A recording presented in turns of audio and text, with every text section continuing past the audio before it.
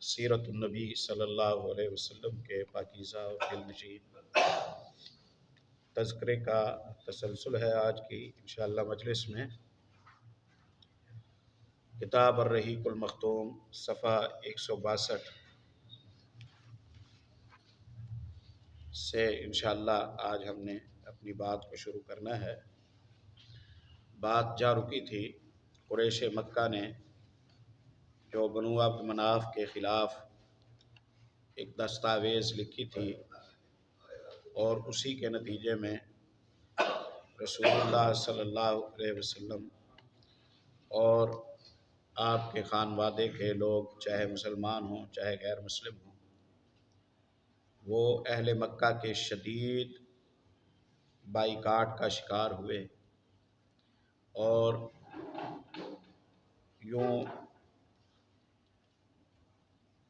پریشانی، فاقے، فقر کے عالم میں پورے 3 سال گزر گئے۔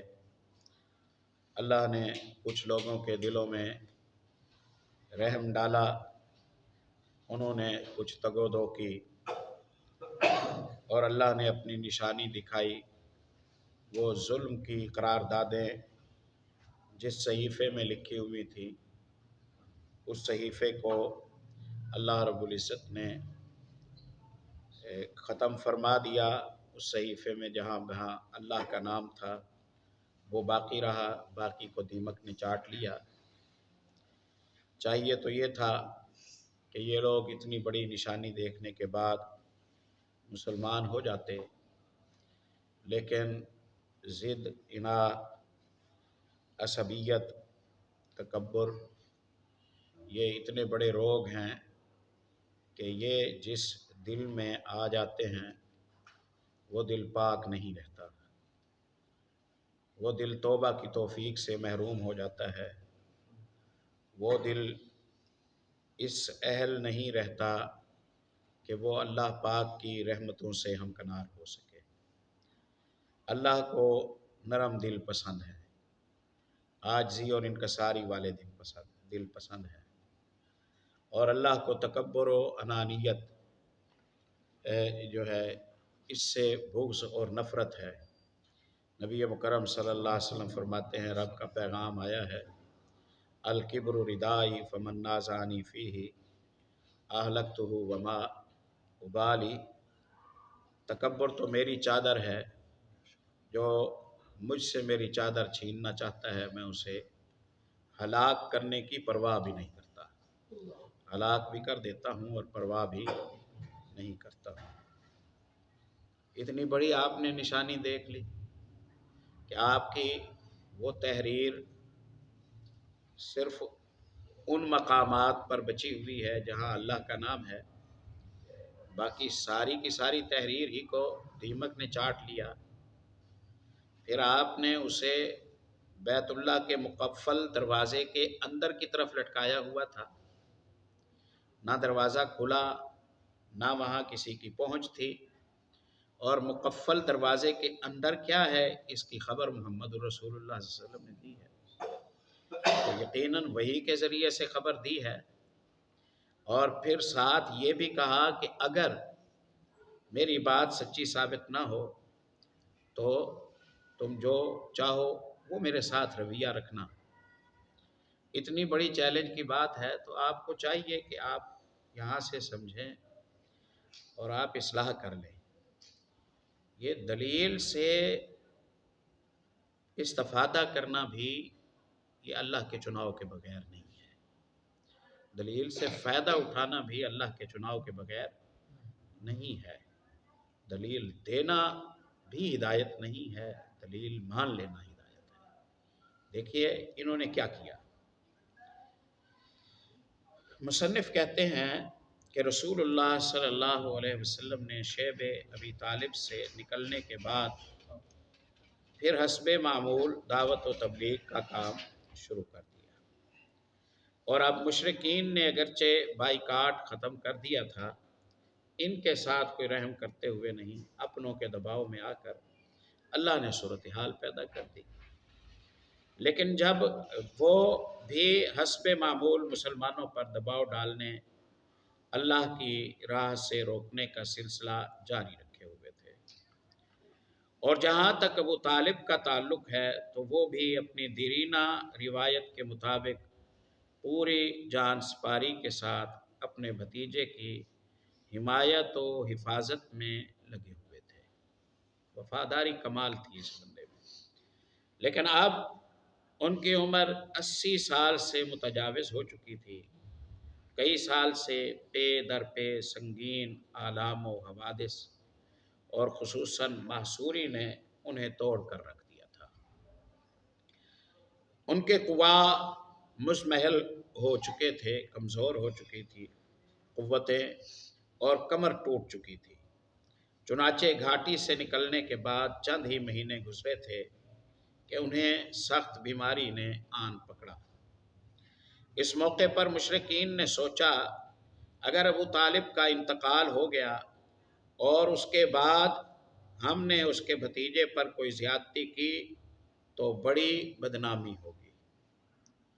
گویا بت پرستوں میں بھی کوئی ظرف تھا دوستی اور دشمنی کے ضابطوں کے حوالے سے کہ رسوائی نہ ہو، بدنامی نہ ہو ہماری، ایسا قدم اٹھائیں جس میں ہماری شرمندگی نہ ہو ہمارے لیے۔ اللہ اکبر۔ ہم خیر تبصرہ نہیں کرتے ہیں، اور جن حالات سے ہم گزر رہے ہیں ان حالات میں ہم دشمنیوں میں ظرف اور ایمان کے معاملات کو بھی بھول جاتے ہیں، نیک نامی اور بدنامی کے معاملات کو بھی ہم بھول جاتے ہیں۔ نہیں نہیں نہیں، آپ دیکھیے، اور یہ دیکھیے آگے آپ پڑھیں گے صلح حدیبیہ کے موقع پر جب بات چیت کرنے کے لیے عروہ بن مسعود آئے، وہ بار بار رسول اللہ صلی اللہ علیہ وسلم کی داڑھی مبارک کو ہاتھ لگا کر بات کرتے ہیں، کا شاید طریقہ ہوگا۔ تو تلوار کے دستے کے ذریعے مغیرہ بن شعبہ رضی اللہ تعالیٰ عنہ نے ان کے ہاتھ پر مارا کہ رسول اللہ صلی اللہ علیہ وسلم کے چہرے سے اپنے ہاتھ کو دور کر۔ یہ بھتیجا تھا، یہ بھتیجے تھے، یہ بھانجے تھے مغیرہ بن شعبہ رضی اللہ تعالیٰ عنہ عروہ بن مسعود کے۔ کہا کون ہو؟ کہا کہ مغیرہ بن شعبہ ہے۔ تو کہا تمہاری پنچایتیں تو میں اب تک نبھا رہا ہوں، تم نے ایک بندے کو قتل کر دیا تھا اور اس رولے کو ابھی تک میں نبھا رہا ہوں، اور تم یہاں آ کے مسلمان ہو کے محمد صلی اللہ علیہ وسلم کے ساتھ چلے آئے ہو۔ آپ نے فرمایا اس کا اسلام ہمیں قبول ہے، اور اس کا کوئی پہلے کا معاملہ ہے تو وہ اور تم جانو، اس سے ہمارا کوئی دخل نہیں ہے، ہمارے کہنے پر تو کوئی ایسا معاملہ نہیں ہوا تھا، نہ ہماری یہ شرط ہے کہ مسلمان ہونے والے بندہ پیچھے اس نے کوئی کسی قسم کا معاملہ نہ کیا ہو۔ اور وہ ابن مسعود نے کہا ہے محمد صلی اللہ علیہ وسلم، میں آپ کے ساتھ بے وفاؤں کو دیکھ رہا ہوں، آپ کے ساتھ جو لوگ ہیں مجھے نہیں لگتا کہ یہ آپ کا ساتھ دیں گے، یہ آپ کا ساتھ دیں گے۔ تو جیسے یہ کہا تو ابو بکر صدیق رضی اللہ تعالیٰ عنہ نے انتہائی سخت جملہ اس کے لیے بولا کہ جا تو لات کے فلاں مقام کے ساتھ جا وابستہ رہ، اس کے ساتھ جا چمٹ، تجھے کیا معلوم کہ ہم محمد رسول اللہ کا ساتھ دیں گے یا نہیں دیں گے، ہم چھوڑ دیں گے رسول اللہ کا ساتھ۔ جتنی بڑی اس نے بات کی تھی اس کا حق یہی بنتا تھا۔ رسول اللہ صلی اللہ علیہ وسلم بھی سن رہے ہیں۔ اس نے کہا کون ہے بات کرنے والا؟ کہا ابو بکر ہے۔ یہ گالی جو دی ہے یہ ابو بکر نے دی ہے۔ تو عروہ ابن مسعود کہتا ہے کہ ابو بکر اگر میں نے آپ کے احسان کا بدلہ نہ چکایا ہوتا تو میں جواب دیتا، جواب میں دینا چاہتا ہوں لیکن میری زبان بولنے جوگی نہیں ہے۔ فلاں موقع پر آپ نے احسان کیا تھا، وہ قرضہ باقی ہے، اس کا بدلہ ابھی تک نہیں چکایا، اب میں کس منہ سے آپ کی مخالفت کروں کہ ماضی میں آپ نے مجھ پر ایک احسان کیا تھا۔ اور وہ ابن مسعود جانتا ہے کہ پیچھے دن اچھے گزرے ہوئے ہیں، تو اب اگر صاف زیادتی بھی ہو رہی ہے تو میں اسے بہرحال برداشت کروں، یہ زیادتی دیکھ کر پچھلی جو اچھائی ہے اسے نہ بھول جاؤں۔ تو ایک ظرف ہے دشمنی کا اس وقت کے بت پرستوں میں۔ وہ مسلمان کتنا کم ظرف ہوتا ہے کہ جو زمانہ جاہلیت کے بت پرستوں سے بھی کم خودداری اور غیرت رکھتا ہے، اور وہ دشمنیوں میں اندھا ہو جاتا ہے اور کفر تک اتر آتا ہے۔ اللہ محفوظ فرمائے۔ تو ہماری بدنامی ہوگی کہ ابو طالب کی زندگی میں تو یہ کچھ نہ کہہ سکے، اور جیسے ہی محمد صلی اللہ علیہ وسلم کے چچا کی آنکھیں بند ہوئیں تو آپ جناب انہوں نے یہ زیادتی کی، تو یہ بزدل لوگ ہیں، نہ یہ طعنہ ہم برداشت نہیں کرنا چاہتے۔ اس لیے ابو طالب کے سامنے ہی نبی صلی اللہ علیہ وسلم سے کچھ معاملات طے کر لینا چاہیے۔ اس سلسلے میں وہ بعض ایسی رعایتیں بھی دینے کے لیے تیار ہو گئے جس پر اب تک راضی نہ تھے۔ ہم نے عرض کیا تھا نا کہ ان دو رسول اللہ صلی اللہ علیہ وسلم کے ستاروں سیدنا حمزہ رضی اللہ عنہ اور سیدنا عمر بن خطاب رضی اللہ تعالیٰ عنہ کے اسلام کے بعد بہرحال حالات نے ایک مثبت رخ لیا، اور مشرکین کا جو زور اور گھمنڈ تھا وہ اللہ کی رحمت سے ٹوٹ گیا۔ چنانچہ ان کا ایک وفد ابو طالب کی خدمت میں حاضر ہوا، اور یہ ان کا آخری وفد تھا۔ امام محمد ابن اسحاق مورخ ہیں کا بیان ہے کہ جب ابو طالب بیمار پڑ گئے اور قریش کو معلوم ہوا کہ ان کی حالت غیر ہوتی جا رہی ہے، تو انہوں نے آپس میں کہا، دیکھو حمزہ اور عمر مسلمان ہو چکے ہیں، اور محمد صلی اللہ علیہ وسلم کا دین قریش کے ہر قبیلے میں پھیل چکا ہے، اس لیے چلو ابو طالب کے پاس چلیں کہ وہ اپنے بھتیجے کو کسی بات کا پابند کریں، اور ہم سے بھی ان کے متعلق عہد لے لیں۔ پہلے تو کبھی اس بات پر نہیں آئے تھے، چوٹ پڑنے پر ہی بعض دفعہ گردن سیدھی ہوتی ہے۔ آج تک تو کوئی عہد نہیں کرنا چاہ رہے تھے کہ کمزور کے ساتھ کیسا وعدہ۔ آج کہتے ہیں ہم سے بھی زبان لے لیں، ہمارے ساتھ بھی زبان کر لیں، تو خیر عہد لے لیں، کیونکہ واللہ ہمیں اندیشہ ہے کہ لوگ اس کی وفات کے بعد ہمارے قابو میں نہ رہیں گے، یعنی ابو طالب کی وفات کے بعد۔ ابھی تو ہم نے روکا ہوا ہے انہیں، ہاں روکا ہوا ہے تم نے، اور جب ابو طالب کی وفات ہو جائے گی تو پھر لوگ ہمارے قابو میں نہیں رہیں گے۔ ماہر سیاست دان تھے۔ ایک روایت یہ ہے کہ ہمیں اندیشہ ہے کہ یہ بڈھا مر جائے گا اور محمد صلی اللہ علیہ وسلم کے ساتھ کوئی گڑبڑ ہو گئی تو عرب ہمیں طعنہ دیں گے، کہیں گے کہ انہوں نے محمد صلی اللہ علیہ وسلم کو چھوڑے رکھا اور ان کے خلاف کچھ کرنے کی ہمت نہ کی، لیکن جب ان کا چچا اس دنیا سے چلا گیا تو ان پر چڑھ دوڑے۔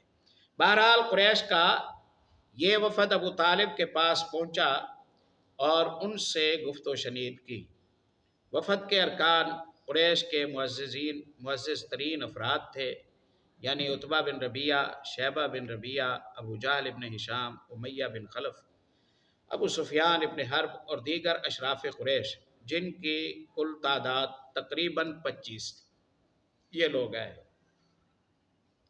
انہوں نے آ کر کہا، اے ابو طالب، ہمارے درمیان آپ کا جو مرتبہ اور مقام ہے اسے آپ بخوبی جانتے ہیں، اور اب آپ جس حالت سے گزر رہے ہیں وہ بھی آپ کے سامنے ہے۔ ہمیں اندیشہ ہے کہ یہ آپ کے آخری ایام ہیں۔ ادھر ہمارے اور آپ کے بھتیجے کے درمیان جو معاملہ چل رہا ہے اس سے بھی آپ واقف ہیں۔ ہم چاہتے ہیں کہ آپ انہیں بلائیں اور ان کے بارے میں ہم سے کچھ عہد و پیمان لیں، اور ہمارے بارے میں ان سے عہد و پیمان لیں، یعنی وہ ہم سے دستکش رہیں، یعنی ہاتھ کھینچے رکھیں، اور ہم ان سے دستکش رہیں، ہم انہیں تکلیف نہ دیں، وہ ہم کو ہمارے دین پر چھوڑ دیں اور ہم ان کو ان کے دین پر چھوڑ دیں۔ اس پر ابو طالب نے آپ صلی اللہ علیہ وسلم کو بلوایا اور آپ تشریف لائے تو کہا، بھتیجے، یہ تمہاری قوم کے لوگ معزز لوگ ہیں، تمہارے ہی لیے جمع ہوئے ہیں، یہ چاہتے ہیں کہ تمہیں کچھ عہد و پیمان دے دیں اور تم سے بھی انہیں کچھ عہد و تم بھی کچھ عہد و پیمان دے دو۔ اس کے بعد ابو طالب نے ان کی یہ پیشکش ذکر کی کہ کوئی بھی فریق دوسرے سے تعرض نہ کرے۔ جواب میں رسول اللہ صلی اللہ علیہ وسلم نے وفد کو مخاطب کر کے فرمایا، آپ لوگ یہ بتائیں کہ اگر میں ایک ایسی بات پیش کروں جس کے اگر آپ قائل ہو جائے تو عرب کے بادشاہ بن جائیں اور عجم آپ کے زیر نگیں آ جائے، تو آپ کی کیا رائے ہوگی؟ آپ کی کیا رائے ہوگی؟ بعض روایات میں یہ ہے بھی کہا کہ آپ نے ابو طالب کو مخاطب کر کے کہا، میں ان سے ایک ایسی بات چاہتا ہوں جس کے یہ قائل ہو جائیں تو عرب ان کے تابع فرمان بن جائیں گے اور عجم انہیں جزیہ دیں گے، عجم انہیں جزیہ ادا کریں گے۔ ایک اور روایت میں یہ مذکور ہے کہ آپ نے فرمایا، چچا جان آپ کیوں نہ انہیں ایک ایسی بات کی طرف بلائیں جو ان کے حق میں بہتر ہے۔ انہوں نے کہا، تم انہیں کس بات کی طرف بلانا چاہتے ہو؟ آپ نے فرمایا، میں ایک ایسی بات کی طرف بلانا چاہتا ہوں جس کے یہ قائل ہو جائے تو عرب ان کا تابع فرمان بن جائے اور عجم پر ان کی بادشاہت قائم ہو جائے گی۔ ابن اسحاق کی روایت یہ ہے کہ آپ نے فرمایا، آپ لوگ صرف ایک بات مان لیں جس کی بدولت آپ عرب کے بادشاہ بن جائیں گے اور عجم آپ کے زیر نگیں آ جائیں گے۔ بہرحال جب یہ بات آپ نے کہی تو وہ لوگ کسی قدر توقف میں پڑ گئے اور سٹ پٹا گئے۔ وہ حیران تھے کہ صرف ایک بات جو اس قدر مفید ہے اسے مسترد کیسے کریں۔ آخرکار ابو جہل نے کہا، اچھا بتاؤ تو وہ بات کیا ہے؟ تمہارے باپ کی قسم ایسی ایک بات کیا 10 باتیں بھی پیش کرو گے تو ہم ماننے کو تیار ہیں۔ آپ نے فرمایا، آپ لوگ لا الہ الا اللہ کہیں اور اللہ کے سوا جو کچھ پوجتے ہیں اسے چھوڑ دیں۔ اس پر انہوں نے ہاتھ پیٹ پیٹ کر اور تالیاں بجا بجا کر کہا، محمد صلی اللہ علیہ وسلم تم یہ چاہتے ہو کہ سارے خداؤں کی جگہ بس ایک ہی خدا بنا ڈالو، واقعی تمہارا معاملہ بڑا عجیب ہے۔ پھر آپس میں ایک دوسرے سے بولے، خدا کی قسم یہ شخص تمہاری کوئی بات ماننے کو تیار نہیں، لہٰذا چلو اور اپنے آباء و اجداد کے دین پر ڈٹ جاؤ یہاں تک کہ اللہ ہمارے اور اس شخص کے درمیان فیصلہ کر دے۔ اس کے بعد انہوں نے اپنی اپنی راہ لی۔ اس واقعے کے بعد انہی لوگوں کے بارے میں قرآن پاک کی یہ آیات نازل ہوئی۔ صاد والقرآن ذی الذکر، صاد اور نصیحت والے قرآن کی قسم، بل الذین کفروا فی عزت و شقاق، کفار تو نرے گھمنڈ میں اور پھوٹ میں پڑے ہوئے ہیں۔ کم اہلکنا من قبلہم من قرن، انہوں نے یہ نہیں دیکھا کہ ان سے پہلے ہم نے کتنی قرون کو، کتنے لوگوں کو ہم نے ہلاک کر دیا۔ فنادوا ولا تحین مناص، اب یہ پکارنے لگے لیکن اس وقت ان کے لیے بچنے کی کوئی صورت نہیں تھی۔ وَعَجِبُوا أَن جَاءَهُم مُنذِرٌ مِّنْهُمْ، انہیں اس بات کی حیرت ہے کہ ڈرانے والا نبی اللہ نے انہی میں سے کیوں بھیج دیا۔ وَقَالَ الْكَافِرُونَ هَٰذَا سَاحِرٌ كَذَّابٌ، اور کفار کا کہنا تو یہ ہے کہ یہ جادوگر ہیں اور جھوٹے ہیں۔ کہتے ہیں اَجَعَلَ الْآلِهَةَ إِلَٰهًا وَاحِدًا، انہیں سنو انہوں نے یہ دعویٰ کیا ہے کہ بہت سارے الہ نہیں بس ایک الہ ہے۔ ان ھذا لشیء عجاب، واقعی بڑی حیرانگی کی بات ہے۔ وانطلق الملأ منہم، ان کے سربراہان اٹھ کر چلے گئے۔ ان امشوا، انہوں نے کہا چھوڑو اس مجلس کو۔ واصبروا علی آلہتکم، اپنے خداؤں کے ساتھ وابستہ رہو۔ ان ھذا لشیء یراد، بس یہی فیصلہ ہے۔ ما سمعنا بہذا فی الملت الآخرہ ان ھذا الا اختلاق، ہم نے یہ اس طرح کی بات اس سے پہلے کبھی نہیں سنی، ہمیں لگتا ہے کہ یہ ان کی اپنی گھڑی ہوئی بات ہے، ہمیں لگتا ہے کہ یہ ان کی اپنی گھڑی ہوئی بات ہے۔ اللہ اکبر، کمزوری کا عالم ہے، اور خبریں پیارے نبی صلی اللہ علیہ وسلم عرب و عجم کی فتوحات کی دے رہے ہیں، اور یقیناً یہ جو لا الہ الا اللہ کا کلمہ ہے اور اللہ کی وحدانیت پر جو ایمان ہے، یہ واقعی دنیا اور آخرت کی کامیابی کی ضمانت ہے۔ یہ بات ہو رہی ہے یعنی کوئی 10 نبوی میں اور 5 سال کے بعد یعنی تقریباً 2 ہجری کو بدر کے میدان میں یہ سربراہان ان کی بڑی تعداد کٹی ہوئی تھی، جن کو اتنا اپنی قوتوں پر گھمنڈ تھا، ان کو موقع دیتے دیتے دیتے دیتے بالآخر 15 سال کی مسلسل بے اتنائی کے بعد اللہ کی طرف سے عذاب کا ایک کوڑا ان پر برس آیا۔ ابو طالب کی وفات، ابو طالب کا مرض بڑھتا گیا، بالآخر وہ انتقال کر گئے۔ ان کی وفات شیب ابی طالب کی محصوری کے خاتمے کے یعنی اس قید کے بعد 6 ماہ بعد رجب 10 نبوی میں ہوئی، 10 نبوی میں ہوئی۔ ایک قول یہ ہے کہ انہوں نے سیدہ خدیجہ رضی اللہ تعالیٰ عنہ کی وفات سے صرف 3 دن پہلے ماہ رمضان المبارک میں وفات پائی۔ صحیح بخاری میں سیدنا مسیب رضی اللہ تعالیٰ عنہ سے مروی ہے کہ جب ابو طالب کی وفات کا وقت آیا تو نبی صلی اللہ علیہ وسلم ان کے پاس تشریف لے گئے۔ وہاں ابو جہل بھی موجود تھا۔ آپ نے فرمایا، چچا جان، آپ لا الہ الا اللہ کہہ دیجئے، بس ایک کلمہ جس کے ذریعے میں اللہ کے پاس آپ کے لیے حجت پیش کر سکوں کہ میرے چچا نے اللہ تیری وحدانیت کی گواہی دے دی تھی۔ ابو جہل اور عبداللہ ابن امیہ نے کہا، ابو طالب، کیا عبد المطلب کی ملت سے رخ پھیر دو گے؟ یعنی مرتے ہوئے اپنے باپ دادا کے دین کو چھوڑ جاؤ گے؟ پھر یہ دونوں برابر ان سے بات کرتے رہے، یہاں تک کہ آخری بات جو ابو طالب نے لوگوں سے کہی یہ تھی کہ عبد المطلب کی ملت پر، عبد المطلب کی ملت پر ہوں، یعنی اپنے والد کا نام لیا، میں اسی دین پر ہوں۔ نبی صلی اللہ علیہ وسلم نے فرمایا، جب تک آپ سے روک نہ دیا جاؤں آپ کے لیے دعائے مغفرت کرتا رہوں گا۔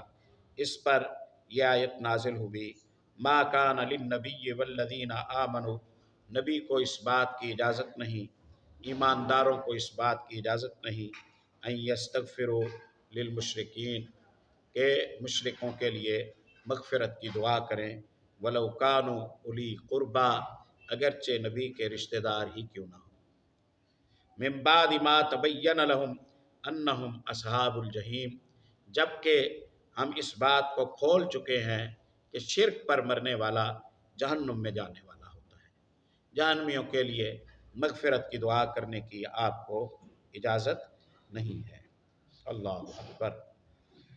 اور یہ آیت بھی نازل ہوئی، انک لا تہدی من احببت، اے محمد صلی اللہ علیہ وسلم، آپ ہدایت کی توفیق ان لوگوں کو نہیں دے سکتے ہیں جنہیں آپ ہدایت دینا چاہیں۔ یہاں یہ بتانے کی ضرورت نہیں کہ ابو طالب نے نبی صلی اللہ علیہ وسلم کی کس قدر حمایت و حفاظت کی تھی۔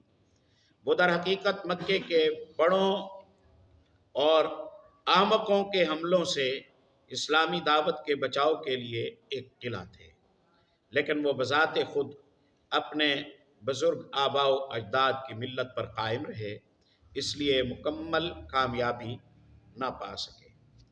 چنانچہ صحیح بخاری میں سیدنا عباس ابن عبد المطلب سے مروی ہے کہ انہوں نے نبی صلی اللہ علیہ وسلم سے دریافت کیا، آپ اپنے چچا کے کیا کام آ سکے، کیونکہ وہ آپ کی حفاظت کیا کرتے تھے اور آپ کے لیے دوسروں پر بگڑتے تھے اور ان سے لڑائی مول لیتے تھے۔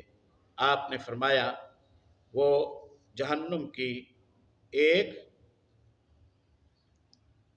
چھچلی جگہ، یہاں لکھا ہے اوپر کا حصہ سطح ہے، اس میں ہے، اور اگر میں نہ ہوتا تو وہ جہنم کے سب سے گہرے کھڈ میں ہوتے۔ ابو سعید رضی اللہ تعالیٰ عنہ کا بیان ہے کہ ایک بار نبی صلی اللہ علیہ وسلم کے پاس آپ کے چچا کا تذکرہ ہوا تو آپ نے فرمایا ممکن ہے قیامت کے دن انہیں میری شفاعت فائدہ پہنچا دے اور انہیں جہنم کی ایک کم گہری جگہ میں رکھ دیا جائے کہ آگ صرف ان کے ٹخنوں تک پہنچ سکے، آگ صرف ان کے ٹخنوں تک پہنچ سکے۔ یہاں ٹھہر کر دو باتوں پر ہم توجہ کرتے ہیں۔ ایک تو جو یہ روایت ہے یہ صحیح بخاری قصہ ابو طالب میں ہے، یہاں امام بخاری رحمۃ اللہ علیہ نے نقل کی ہے، 548 نمبر حدیث ہے، اور صحیح بخاری قصہ ابو طالب میں دوسری بھی اسی حوالے کے ساتھ یہاں ذکر کی گئی ہے۔ بخاری اہل اسلام میں ایک مستند کتاب ہے۔ میں حیران ہوں ان احباب پر کہ جن کا یہ نقطہ نظر ہے کہ بخاری اصح الکتب بعد کتاب اللہ ہے، پھر وہ یہ بھی تسلیم کرتے ہیں کہ یہ روایت بخاری میں آئی ہے، پھر ان کا کہنا ہے کہ ابو طالب اہل ایمان میں سے تھے، اہل ایمان میں سے تھے۔ ہماری سمجھ میں نہیں آتا کہ وہ ان احادیث کے بارے میں کیا نقطہ نظر رکھتے ہیں۔ ہمیں ان کے جذبات سے اور ان کے لگاؤ سے اور ان کی دلچسپیوں سے کوئی غرض نہیں ہے۔ ہمارے پیش نظر تو ایک بسند صحیح مستند ترین کتاب میں آنے والی ایک مستند روایت ہے جس کو بیان کیا ہے رسول اللہ صلی اللہ علیہ وسلم کے صحابی مسیب نے، اور امیر المومنین فی الحدیث امام بخاری رحمۃ اللہ علیہ انہوں نے اس حدیث کو یہاں اپنی کتاب میں جگہ دی ہے۔ اہل اسلام اس بات پر متفق ہیں کہ یہ دنیا کی حدیث کے مجموعے کی سب سے زیادہ قابل اعتبار کتاب ہے۔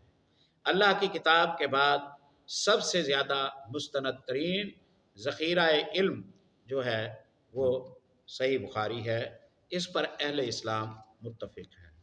اب ہمیں اور کوئی بات نہیں، لیکن ہم یہ سمجھنا چاہتے ہیں کہ بخاری کی روایات کو رد کرنے کے لیے آخر کیا ایسی لاجک ہے، کیا ایسی دلیل ہے، کون سی ایسی آیت پڑھ لی گئی ہے، کون سے ایسے ثبوت ہیں کہ جن کی وجہ سے مسلمان اتنا حوصلہ کر گیا کہ حدیث کے موجود ہونے کے باوجود، فرمان رسول کے موجود ہونے کے باوجود، آیات کا سبب نزول مذکور ہونے کے باوجود مسلمان اس حوالے سے تردد کا شکار ہو گیا۔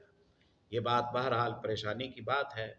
رہا یہ کہ جی آپ ابو طالب کی بات کرتے ہیں، انہوں نے یہ کیا، انہوں نے وہ کیا، انہوں نے وہ کیا، ان کی میت کو تو کندھا دینے والے میں نے تو دیکھا ایک طرف علی ہیں ایک طرف محمد رسول اللہ ہیں۔ یہ سارے خطباء کی مبالغہ آرائیوں کی باتیں ہیں کہ کندھا دیا فلاں۔ آپ بخاری میں جا کے پڑھیے کہ کندھا کس نے اور کیسے دیا تھا۔ ان عمک الشیخ الضال قد ہلک، یہ الفاظ تھے سیدنا علی رضی اللہ تعالیٰ عنہ کے اپنے والد کی وفات پر کہ آپ کے یہ بوڑھے اور حق کی راہ سے ہٹے ہوئے چچا ہلاک ہو گئے ہیں، اب بتائیں میں کیا کروں۔ آپ نے فرمایا اذهب فبارہ، جا اور جا کر اسے دفن کر کے آ۔ کس نے کندھا دیا اور کیسے کندھا دیا، ایسی تو کوئی بات نہیں ہے، ایسی تو کوئی بات نہیں ہے۔ رہے احسانات، تو احسانات والا کون ہے جسے اس میں کوئی تردد ہو کہ اس شخص کے بے پناہ احسانات ہیں، اس شخص کے بے پناہ، اپنی جان پر کھیل کر وہ محمد رسول اللہ صلی اللہ علیہ وسلم کا دفاع کرتا رہا، لیکن رسول اللہ کے طور پر نہیں، بھتیجے کے طور پر، بھتیجے کے طور پر دفاع کرتا رہا۔ صحابیت کے درجے میں آ جاتا تو رشتہ بھی فائدہ دیتا، لیکن صحابیت کے درجے میں نہ آیا تو رشتہ ناکارہ ہو گیا۔ اسی کا بھائی ہے جناب عباس رضی اللہ تعالیٰ عنہ، درجہ صحابیت میں آئے تو اہل بیت ہونے کا فائدہ بھی اٹھا لیا۔ حمزہ انہی کے بھائی ہیں، درجہ صحابیت میں آئے تو اہل بیت ہونے کا فائدہ بھی اٹھا لیا۔ انہیں صحابیت نہ ملی، قرابت ملی، احسان ملا، ساتھ ملا، اس کا کوئی فائدہ نہ ہوا۔ درجہ صحابیت سب سے اونچا درجہ ہے، ایک بات۔ دوسری، خیر اس پر میرا خیال ہے یہاں بات کرنا ہمارا موضوع سے باہر نکلنا ہوگا کہ ابو طالب کو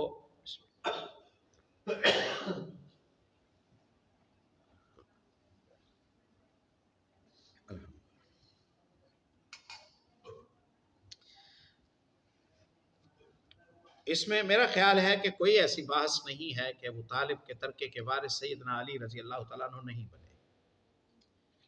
علی رضی اللہ تعالیٰ عنہ اپنے والد کے وارث نہیں بنے۔ کیوں نہیں بنے؟ اس لیے نہیں بنے کہ لا یرث المسلم الکافر، مسلمان غیر مسلم کا وارث نہیں بنتا ہے۔ تو محض جذبات میں ایک شرعی مسئلے کو لے آنا اور اہل اسلام کے پاس جو پونجی ہے، جو ماخذ اسلام ہے، جو سرچشمہ اسلام ہے، جو اساس اور بنیاد ہے نظریہ اسلام کی، اس کو مشکوک کر دینا اپنے جذبات کی وجہ سے، یہ بات ٹھیک نہیں ہے۔ اور بعض دفعہ ہم بڑی بڑی جسارتیں کر جاتے ہیں۔ پچھلے دنوں میں مثال دیا کرتا ہوں، ہندوستان کی ایک عورت نے یا ایک مرد نے کہا تھا نا کہ 10-11 سال کی یا 9 سال کی بچی سے نکاح کیا مسلمانوں کے نبی نے صلی اللہ علیہ وسلم، اور اس نے اپنی اپنی بات کی۔ تو اس پر ساری دنیا کے مسلمان تڑپے کہ تم نے گستاخی کی ہے، تم نے محمد صلی اللہ علیہ وسلم کی شرف پر بات کی ہے، ہمیں بڑا دکھ ہوا ہے کہ تم نے رسول اللہ صلی اللہ علیہ وسلم کو شہوانی انسان قرار دیا ہے۔ تو سارے مسلمان پریشان ہوئے۔ میں ان دنوں سوچتا رہا کہ کتنے تعلیم یافتہ مسلمان ہیں جو اسی بخاری کی روایت کا انکار کرتے ہیں۔ وہ تو ہندو تھی نا، اس نے پھر اپنی بات میں مثالہ لگا کے اس نے توہین آمیز رویہ رکھا۔ لیکن ہمارے اسکالروں کی ایک بڑی تعداد ہے جن کا کہنا ہے ایسا نہیں ہے، ایسا نہیں ہے۔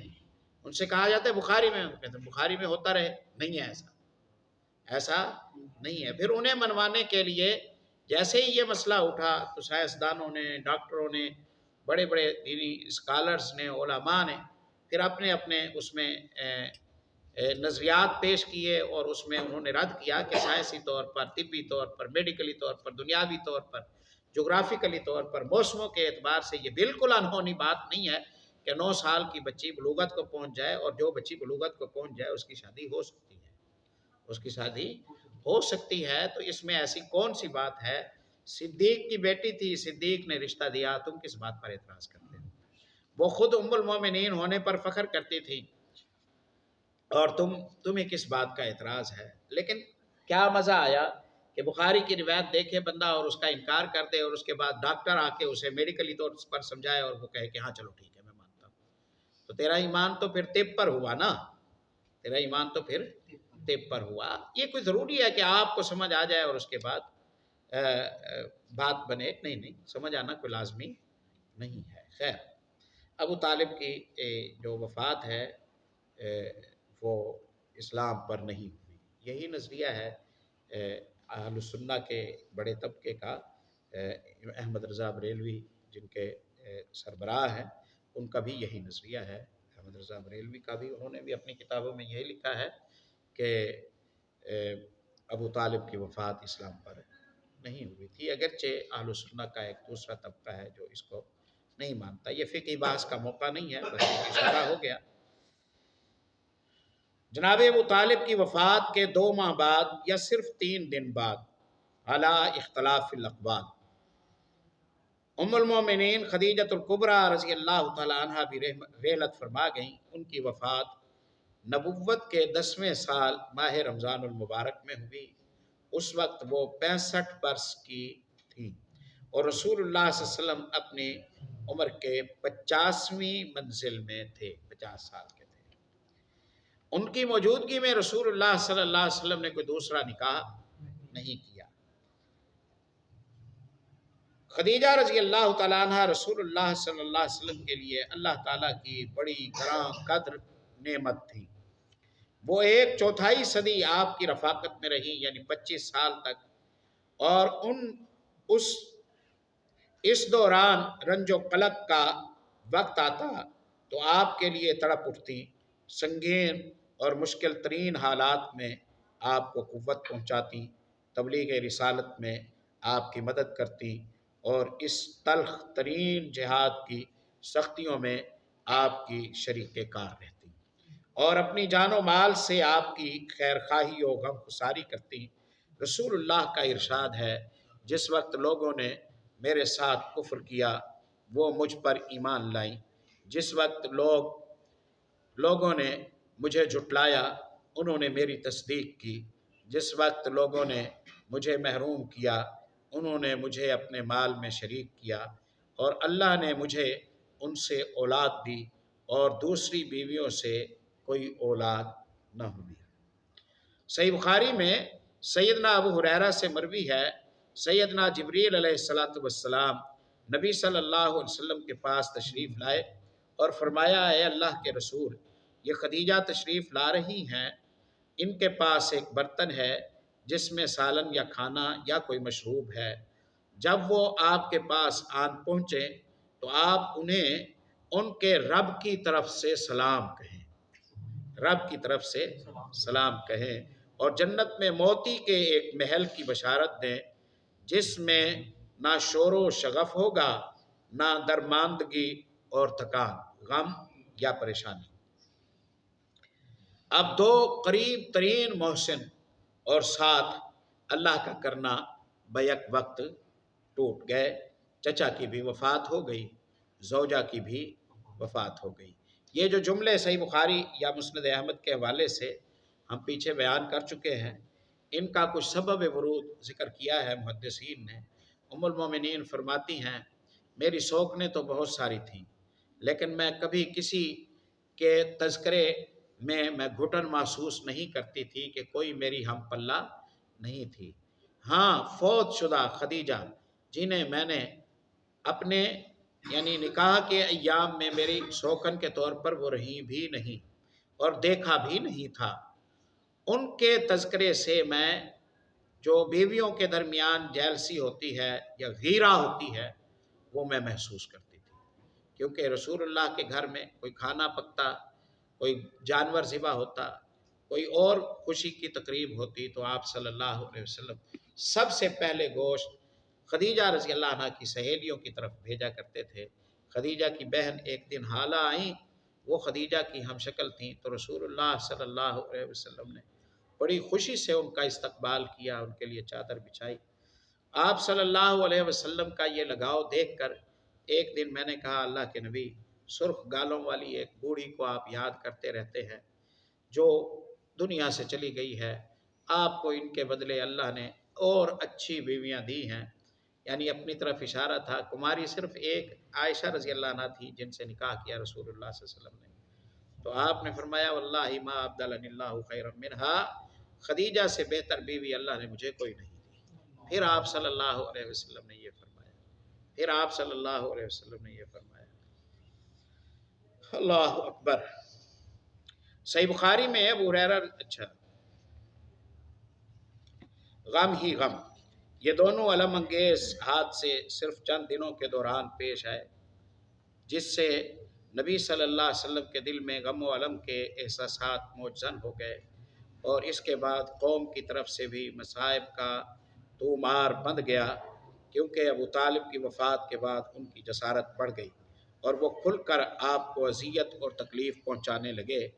اس کیفیت نے آپ کے غم و الم میں اور اضافہ کر دیا، اور آپ نے ان سے مایوس ہو کر طائف کی راہ لی کہ ممکن ہے کہ وہاں لوگ آپ کی دعوت قبول کر لیں، آپ کو پناہ دے دیں اور آپ کی قوم کے خلاف آپ کی مدد کریں، لیکن وہاں نہ کوئی پناہ دہندہ ملا نہ مددگار، بلکہ الٹے انہوں نے سخت اذیت پہنچائی اور ایسی بدسلوکی کی کہ خود آپ کی قوم نے ویسی بدسلوکی نہ کی تھی۔ آگے بات آ رہی ہے، یہاں اس بات کا اعادہ بے محل نہ ہوگا کہ اہل مکہ نے جس طرح نبی صلی اللہ علیہ وسلم کے خلاف ظلم موجور کا بازار گرم کر رکھا تھا، اسی طرح وہ آپ کے رفقا کے خلاف بھی ستم رانی کا سلسلہ جاری رکھے ہوئے تھے۔ چنانچہ آپ کے ہمدم اور ہمراز ابو بکر صدیق رضی اللہ عنہ مکہ چھوڑنے پر مجبور ہو گئے اور حبشہ کے ارادے سے تن بتقدیر نکل پڑے، لیکن برق غماد یہ جدہ کے پاس کا علاقہ ہے، پہنچے تو ابن دغنہ سے اس قوم کا سربراہ تھا، ملاقات ہوئی اور وہ اپنی پناہ میں آپ کو مکے واپس لایا۔ ابن اسحاق کا بیان ہے کہ جب ابو طالب انتقال کر گئے تو قریش نے رسول اللہ صلی اللہ علیہ وسلم کو ایسی اذیت پہنچائی کہ ابو طالب کی زندگی میں کبھی اس کی آرزو بھی نہ کر سکے تھے، حتیٰ کہ قریش کے ایک احمق نے سامنے آ کر آپ صلی اللہ علیہ وسلم کے سر پر مٹی ڈال دی۔ آپ اسی حالت میں گھر تشریف لائے، مٹی آپ کے سر پر پڑی ہوئی تھی۔ آپ کی ایک صاحبزادی نے اٹھ کر مٹی دھوئی، وہ دھوتے ہوئے روتی جا رہی تھی اور رسول اللہ صلی اللہ علیہ وسلم انہیں تسلی دیتے ہوئے فرما رہے تھے، بیٹی رو نہیں، اللہ تمہارے ابا کی حفاظت کرے گا۔ اس دوران آپ یہ بھی فرماتے جا رہے تھے کہ قریش نے میرے ساتھ کوئی ایسی بدسلوکی نہ کی جو مجھے ناگوار گزری ہو، یہاں تک کہ ابو طالب کا انتقال ہو گیا۔ جب غموں میں ہوتا ہے بندہ تو خیر خواہ لوگ یاد آتے ہیں۔ اس طرح کے پے در پے آلام و مصائب کی بنا پر رسول اللہ صلی اللہ علیہ وسلم نے اس سال کا نام عام الحزن یعنی غم کا سال رکھ دیا، اور یہ سال اسی نام سے تاریخ میں مشہور ہو گیا۔ حضرت سودا سے شادی اسی سال شوال 10 نبوت میں، رمضان میں خدیجہ رضی اللہ عنہ کی وفات ہوئی اور شوال میں رسول اللہ صلی اللہ علیہ وسلم نے سیدہ سودا بنت زمع رضی اللہ تعالی عنہ سے شادی کی۔ یہ ابتدائی دور میں مسلمان ہو گئی تھی اور دوسری ہجرت حبشہ کے موقع پر ہجرت بھی کی تھی۔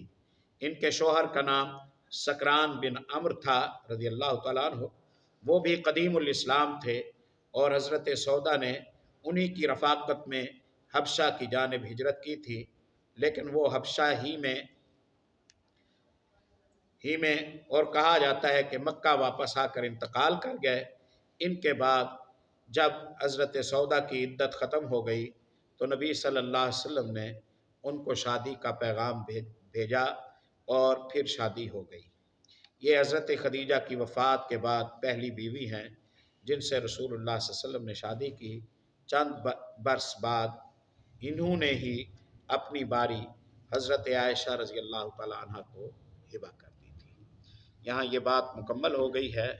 اب اگلا جو مضمون ہے وہ ماشاءاللہ ہمارے اس مصنف کی فقاہت و علمیت کا منہ بولتا ثبوت ہے۔ ان حالات میں، ایسی مشکلوں میں، ایسی تنگیوں میں، ان پریشانیوں میں، غموں کے پہاڑوں کو مسلمانوں نے کیسے جھیلا، اس کے کیا اسباب تھے، کیوں ان کا کہ استقامت کے جو قدم ہیں وہ ڈگمگائے نہیں اور وہ مطمئن پختہ رہے، عزیمت اور استقامت میں فرق نہ آیا، اس پر ایک خوبصورت بحث ہے۔ اگلے سبق میں انشاءاللہ ہم اسے مکمل کر لیں گے اللہ کی توفیق سے۔ بس کفایت کرتے ہیں۔ سبحانک اللہم و بحمدک، اشہد ان لا